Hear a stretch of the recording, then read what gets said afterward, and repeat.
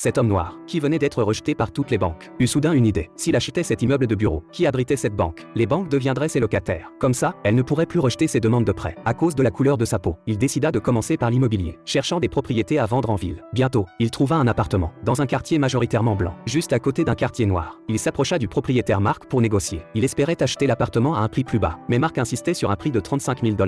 Charlie n'avait que 30 000 d'économie. Juste au moment où il allait partir, il remarqua le calendrier avec la note dessus qui mentionnait que la personne qui l'offrait était le directeur de la banque. Une idée frappa soudain Charlie. Le lendemain, il se posta devant la banque, attendant que le directeur finisse son travail. Il s'approcha précipitamment du directeur, prétendant être un ami recommandé par le propriétaire, et il espérait obtenir un prêt de 5 000 $. Mais le directeur le rejeta quand même. De retour chez lui, Charlie n'abandonna pas. Finalement, il reçut un coup de fil important. C'était de Mark le propriétaire. Il demanda à Charlie pourquoi il avait utilisé son nom pour demander un prêt. Charlie s'excusa, mais Mark ne lui en voulut pas. Au contraire, il admira le courage de Charlie et était prêt à lui vendre l'appartement. Il accepta même d'être le garant du prêt de Charlie. Il utilisa le prêt pour acheter sa première propriété. Le lendemain, il loua avec succès l'appartement à une femme noire, comme Charlie l'avait prévu. La demande de location était forte. Charlie paya à Mark le solde restant, et Mark fut tellement impressionné par Charlie qu'il proposa qu'ils se lancent en affaires ensemble. Mark s'occuperait des contrats, tandis que Charlie s'occuperait des locations. En coulisses, comme ça les blancs ne sauraient pas qu'il faisait affaire avec un noir. Charlie accepta immédiatement la proposition. Leur partenariat se passa bien, et ils gagnèrent beaucoup d'argent. Un jour, Charlie apprit la nouvelle que Mark était décédé. Pire encore, les parts de l'entreprise furent héritées par sa veuve. Non seulement elle força Charlie à abandonner la villa dans laquelle il vivait, mais elle tenta aussi de racheter sa part à bas prix. Charlie n'était naturellement pas prêt à abandonner ses parts. La femme cependant menaça de le traîner en justice. Un avocat compatissant dit à Charlie avait toujours été en coulisses, et personne ne pouvait prouver qu'il était associé.